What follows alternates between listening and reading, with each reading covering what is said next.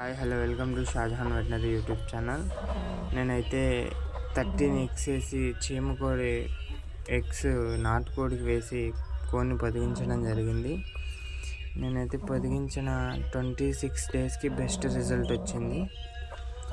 చూడొచ్చు ఎన్ని పిల్లలు తీసిందో చూద్దాం.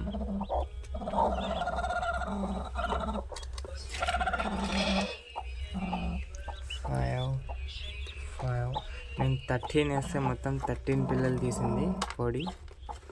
చూసుకోవచ్చు, చీమకోడి పిల్లలు కూడా చాలా హెల్దీగా ఉన్నాయి. చీమకోడి గుడ్లు మన నాటుకోళ్ళకు కూడా వేసి పొదిగించవచ్చు. మన నాటుకోళ్ళు వచ్చేసి 21 డేస్కి పిల్లలు చేస్తాయి. ఈ చీమకోడి గుడ్లు వచ్చేసి 1 వీక్ ఎక్స్ట్రా 26 డేస్కి పిల్లలు వస్తాయి బయటికి.